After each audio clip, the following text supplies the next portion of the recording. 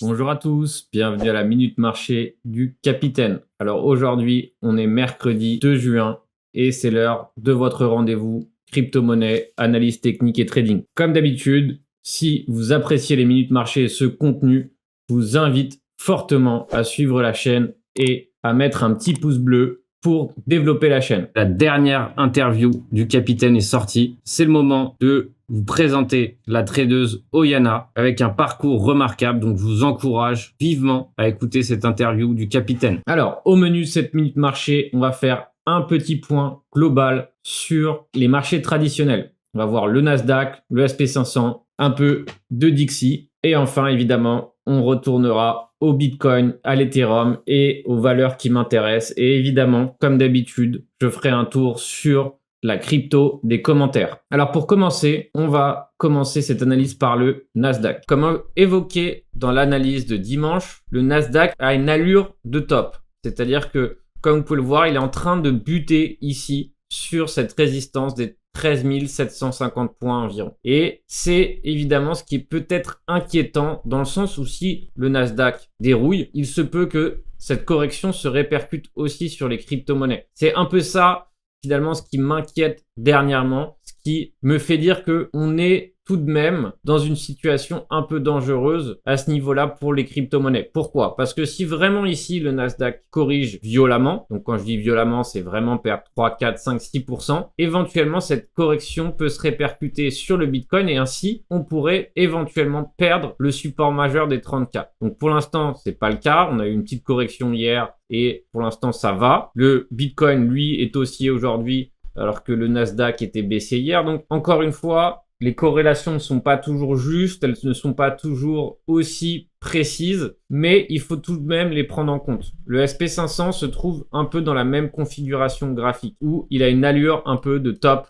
Pareil ici, il n'arrive pas à s'extirper de cette résistance et généralement quand on bloque trop sur une résistance comme ça, éventuellement ça peut donner lieu à une correction. Encore une fois, le point positif c'est que la structure est haussière. Ici on voit bien qu'on a des creux, un creux de plus en plus haut et on a eu un sommet aussi de plus en plus haut. Pour l'instant, globalement, c'est plutôt positif. Aussi, on va voir aussi le Dixie, donc qui est l'indice du dollar et qui en tout cas, essaye de nous faire une bougie haussière, mais qui est encore bien en dessous de la EMA 20. Donc, ça veut dire que globalement, ici, il est toujours en tendance baissière. Donc, évidemment, il faut le surveiller, mais pour l'instant, encore une fois, il est encore baissier, ce qui est normalement positif pour des actions et les marchés à risque comme les crypto-monnaies. Encore une fois, je vous rappelle qu'on regarde ici ce qui se passe sur les marchés traditionnels pour essayer de voir un peu l'impact que ça peut avoir sur le marché des crypto-monnaies. Alors, maintenant qu'on a fait ce petit point macro, on va dire, entre guillemets, on va passer au Bitcoin. Alors, on va reprendre l'analyse du Bitcoin. Alors, ici, qu'est-ce qu'on a? On a une structure globalement qui est baissière, d'accord? Comme vous pouvez le voir ici, on a bien ici une structure baissière. Et cette structure baissière va être dominante pendant encore longtemps.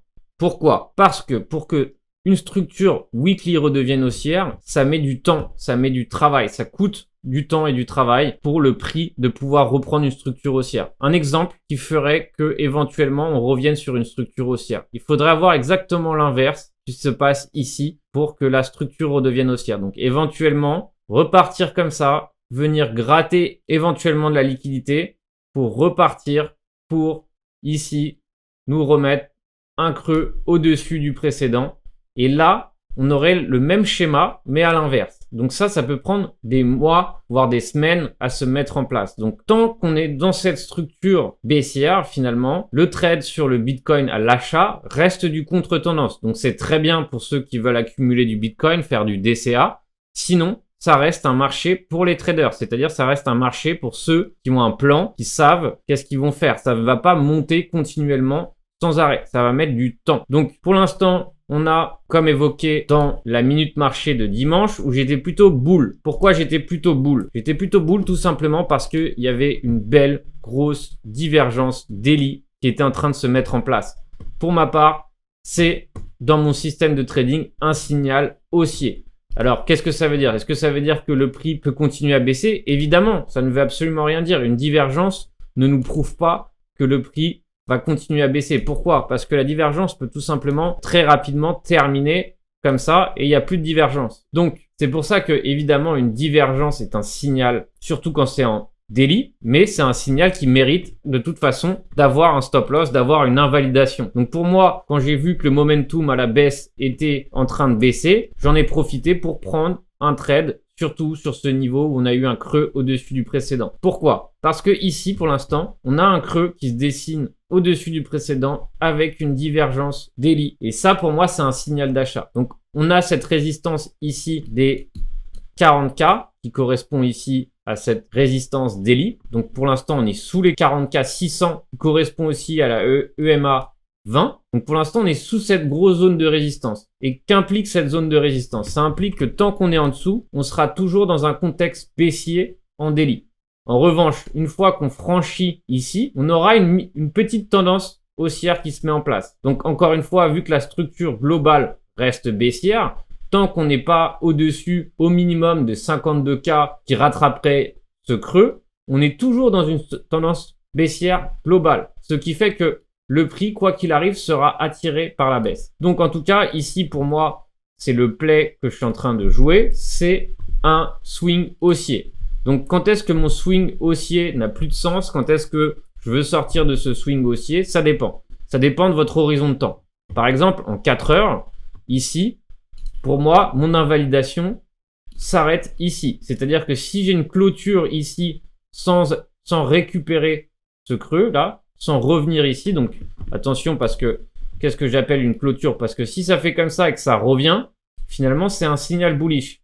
En revanche, si ça fait comme ça et que là ça revient pas et éventuellement ça rebute comme ça, là c'est bearish. C'est pour ça qu'il faut comprendre finalement la différence entre l'un et l'autre. Donc en tout cas en 4 heures, mon invalidation est ici à 32 300 à peu près, ou à 33 000 on va dire. Et en daily, quand est-ce qu'est mon invalidation? Mon invalidation daily se fait ici sur les 30K. Mais attention, pareil, l'invalidation se fait en daily sur les 30K sans retracement haussier. C'est-à-dire que si on a un scénario qui vient chercher la liquidité par ici et ensuite on repart ici à la hausse, c'est un signal bullish, extrêmement bullish d'ailleurs. Donc, c'est important de comprendre cette notion d'invalidation, c'est important de comprendre quand est-ce qu'on a tort sur un scénario. Donc, pour l'instant, encore une fois, le play, il est à la hausse pour ma part, le swing, il est haussier. Je pense que c'est important de tout simplement jouer ce trade en contre-tendance, tout simplement parce que le sentiment global est extrêmement négatif. Personne ne voit encore ce trade, personne n'y croit. En revanche,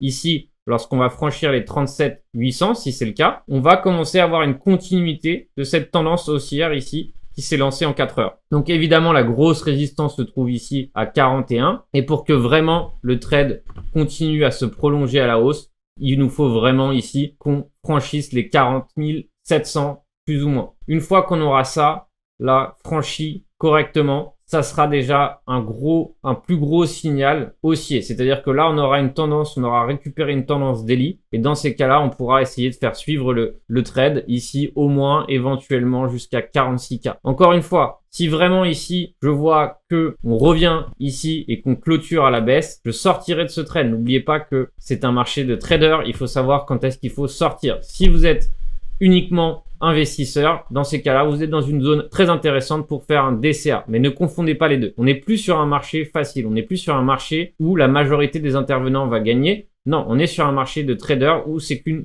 minorité qui gagne. Maintenant, on va reprendre le TH qui, lui aussi, est en train de se mettre en place avec aussi pareil, une structure haussière en 4 heures. Donc, par exemple, où est mon invalidation ici sur ETH? C'est le même processus. Mon invalidation en 4 heures est ici à 2200.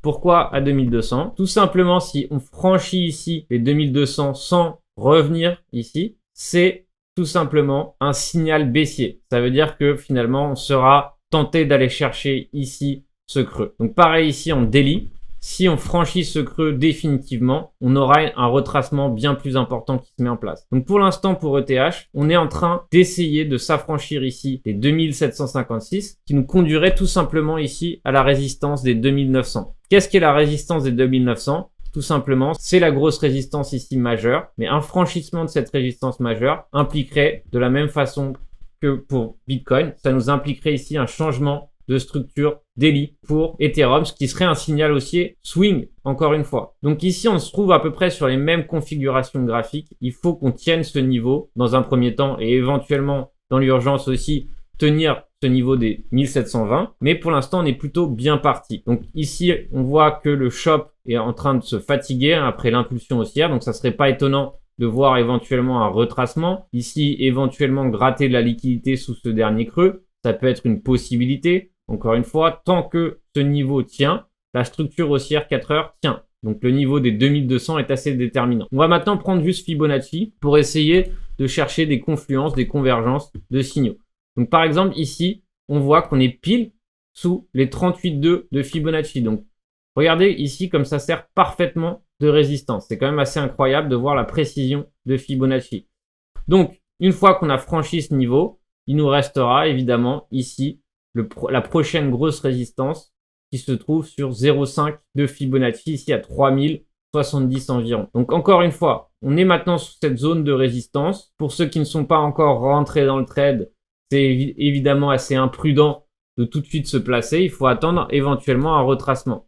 Donc si par exemple je prends Fibonacci de ce dernier mouvement haussier, pour éventuellement, à l'occasion, si un petit pullback se présente, éventuellement rentrer. On voit ici, par exemple, que la zone des 38,2 ici à 2534 se présente plutôt bien. Alors maintenant, je vais revenir sur les trades qui ont été évoqués dans la newsletter. Donc, j'ai parlé du band dans la newsletter. J'ai parlé du inch dans la newsletter, en outre du Bitcoin et de l'Ethereum. Donc, ça, c'est les plays que j'ai trouvé intéressants dans cette newsletter pro.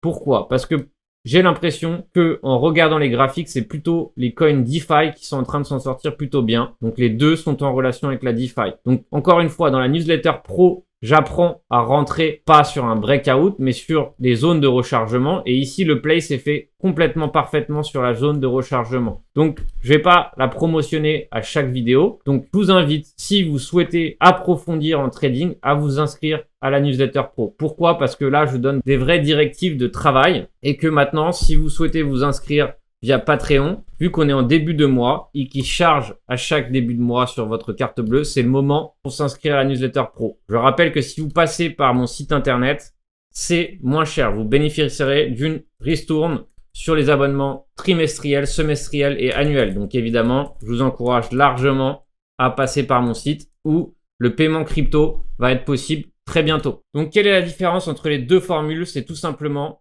les membres premium vont bénéficier de vidéos privées qui leur seront réservées. Donc, en plus de suivre la newsletter pro, finalement, je vais partager ma stratégie avec les membres premium pour que petit à petit, vous soyez capable de l'appliquer de vous-même. Donc, vraiment, le but du premium pro, c'est que je puisse vous bichonner, qu'on puisse apprendre ensemble en petit comité. Donc, pareil ici, je vous encourage largement à souscrire à l'une des deux formules, tout simplement, si vous souhaitez progresser dans l'univers du trading. Donc voilà, maintenant que la promotion est terminée, on va passer maintenant en trading. Donc ici, on a le band qui a réagi parfaitement ici sur la zone de rechargement des 0,5, qui est plutôt très positif. Je rappelle que le band était aussi pareil avec une belle divergence baissière ici. Donc c'était un des signaux qui m'a lancé dans l'achat précédemment de ce signal. Donc une belle divergence comme ça en daily, généralement c'est un beau signal. Et pareil pour le inch ici se trouvait ici le one inch, peu importe comment on le prononce, ici est en train de retourner sa tendance et devient haussier. Donc ici, quand on aura franchi les 3,42, on sera sur une structure haussière. Donc attention, on est encore largement sous résistance ici. On a les 2,63 qui vont faire office de résistance. Mais encore une fois, c'est un plan qui a été donné dans la newsletter pro. Et pour ma part, j'ai choisi ici d'acheter le pullback ici sur les 0,5. Donc c'était parfait. On est tombé pile sur 0,5 ici à 2,57. Donc on allait un peu plus loin, évidemment. On ne peut jamais prévoir jusqu'à où ça va. Mais on a eu un beau retracement qui s'est fait ici sur les 2,51. Donc pour ceux qui ne sont pas encore placés sur le one inch, pareil, ici, on peut éventuellement tracer ici Fibonacci, par exemple. Ici, sur ce mouvement, si le mouvement s'arrête ici. Éventuellement, prendre Fibonacci ici pour voir aussi où on en est en termes de résistance ici. Et je prends l'intégralité de ce mouvement baissier. Donc maintenant que j'ai tracé Fibonacci un peu partout, donc c'est pas tout à fait clair. Donc on va voir, on va zoomer un peu pour voir.